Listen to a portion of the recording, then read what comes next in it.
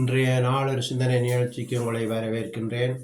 இன்றைய நாளொரு சிந்தனை நிகழ்ச்சியில் நாங்கள் பார்க்க போவது யானையின் பலம் யானை அறியாது என்ற தலைப்பில் பார்க்க இருக்கின்றோம். என்னன்னு சொல்லி பார்த்தீங்கன்றால், உங்களுக்கு எல்லாருக்கும் தெரியும், கோயில்களில் பெரிய பெரிய யானை எல்லாம் ஒரு செயினை போட்டு அதில் காலில் போட்டு கட்டி வைத்திருப்பார்கள்.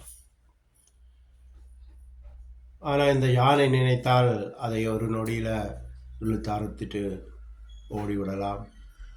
ஆனால் இந்த யானை அதை அறுக்க முடியாதுன்னு சொல்லி அங்கேயே இருக்குது.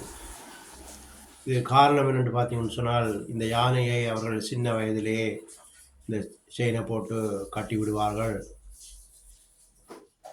இது சின்ன வயதாக இருந்ததுனால அதை இழுத்து பார்த்து அறுக்க முடியாதுன்னு சொல்லி அது சின்ன வயசுலேருந்து வளர வளர அதை அறுத்து பார்த்து இயலாமல் அப்படியே அது சிந்தனையில் அதை ஏற்றிடும், இதை என்னால் அறுக்க முடியாதுன்னு சொல்லி நினைத்து இப்படியே வளர்ந்து வந்து பெரிய யானை ஆகிவிடும்.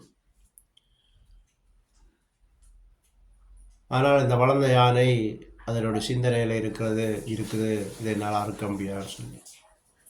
ஆனால் அந்த யானை நினைத்தால் அதை அறுத்து விடலாம்.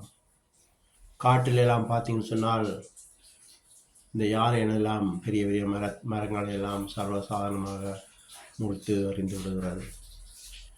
இப்படித்தான் இன்றைக்கு நாங்களும் இருக்கின்றோம்.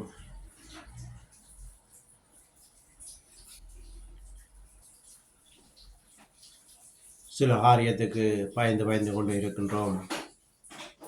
அதை விட எங்களோட வாயாலே சொல்லுகிறோம், இதை எங்களால் செய்ய முடியாது, இதெல்லாம் எங்களால் நினைத்து பார்க்க முடியாது, நாங்கள் எல்லாம் எங்கே செய்ய போகிறோம், இப்படியே எங்களோட வாயால் நாங்கள் சொல்லி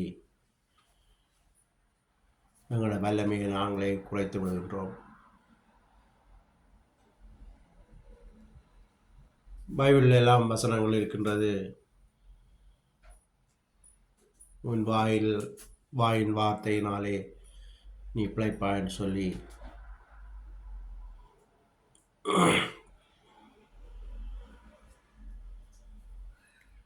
எங்களுக்கு உற்சாகம், ஊக்கம், என்னாலே முடியும் என்ற வைராக்கியம் இருக்க வேண்டும்.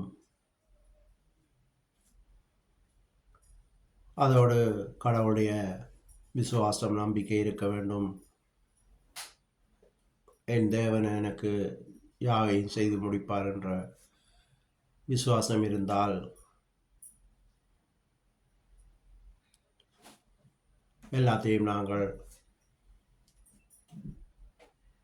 சாதித்து விடலாம்.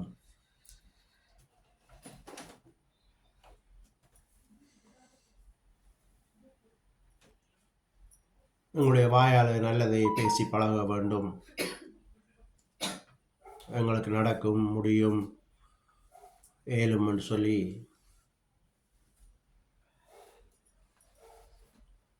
எப்பவும் நல்ல வார்த்தைகளையே பேசிக்கொண்டு வந்தால் எல்லா காரியமும் எங்களுக்கு கைகூடி வரும்.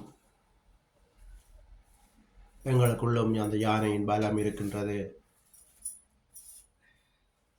என்று சொல்லி இன்றைய நாளொரு சிந்தனை நிகழ்ச்சியை முடித்து கொள்கிறேன். நன்றி, வணக்கம்.